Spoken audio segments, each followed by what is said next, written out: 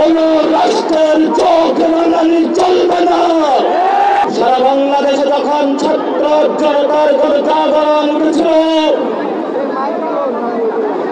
বর্তমান সরকার ছাত্র জনতার সেই দাবির মুখে গতকালের রাত্রে বাংলাদেশের সকল দল পক্ষকে নিয়ে একটি ঘোষণাপত্র বাংলাদেশকে উপহার দেওয়ার জন্য প্রেস রিলিজ দিয়েছেন। এটা আমাদের অর্জন। সাথে সাথে আমরা বলে দিতে চাই, এই যারা শহীদ হয়েছেন, আহত হয়েছেন, 90 যারা শহীদ হয়েছেন, আহত হয়েছেন, যারা 71 শহীদ হয়েছেন, আহত হয়েছেন, তাদের প্রত্যেকটি রক্তের কোনায় লেখা আছে যে প্রতিশ্রুতিগুলো আগামীতে যে প্রক্লেমেশনটা আমাদের জাতির সামনে আসবে, সেখানে সেগুলো স্পষ্ট করে লেখা থাকতে হবে।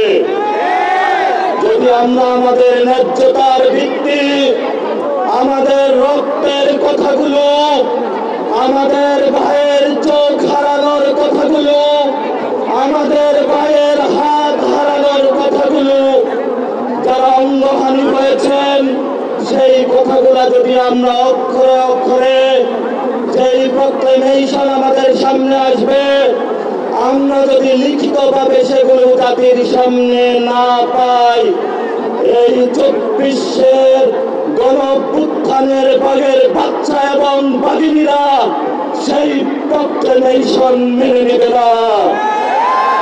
আমরা এই শহীদ মিনার থেকে ঘোষণা করছি, আমাদের এই প্রক্লেমেশনের মধ্যে বাংলাদেশের যে গত 53 বছরে যে প্রতিষ্ঠানগুলো ভেঙে পড়েছে, সেগুলোর সংস্কারের ইঙ্গিত থাকতে হবে।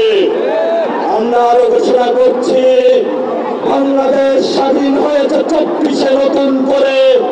আমরা আর কোন নতজান পররাষ্ট্রনীতি বাংলাদেশের পক্ষ থেকে দেখতে চাই না। আমরা বাংলাদেশকে পৃথিবীর মঞ্চে নতুন এক বাংলাদেশ দেখতে চাই, যেই বাংলাদেশের মধ্যে কোন রাষ্ট্রের চোখ রাঙানি চলবে না, যেই বাংলাদেশের মধ্যে কোন শহীদ, কোন আহতের প্রতি চোখ রাঙানো চলবে না। আমরা এমন একটি বাংলাদেশ দেখতে চাই, যেই বাংলাদেশের টেন্ডারবাজি চালাবাজি চলবে না। আমরা এমন একটি বাংলাদেশ দেখতে চাই, যেখানে শহীদের বিচার এই বছরে আমরা একটি ভিজিবল রূপ দেখতে পাবো ইনশাআল্লাহ। আমাদের এখানে দেখতে পাচ্ছেন অসংখ্য আহত যোদ্ধারা একত্রিত হয়েছে, অসংখ্য শহীদের মা বাবা একত্র হয়েছে, যাদের সন্তানগুলোকে খুন করা হয়েছে, তারা এখনো সচিবালয়, ক্যান্টনমেন্টে, দেশের বিভিন্ন প্রতিষ্ঠানে, স্বয়ং ঢাকা বিশ্ববিদ্যালয়ে তারা ঘুরে বেড়াচ্ছে। আমরা ছাত্র জনতা থেকে সরকারকে হুঁশিয়ার করে উচ্চারণ করতে চাই, অতি দ্রুত ফ্যাসিবাদী যে ব্যবস্থা, সেই ব্যবস্থার বিলোপে আপনারা সক্রিয় হন। যদি আপনারা সক্রিয় না হতে পারেন, তাহলে 24-এর বাঘের বাচ্চারা নিজেদের হাতে আইন তুলে নেবে ইনশাআল্লাহ।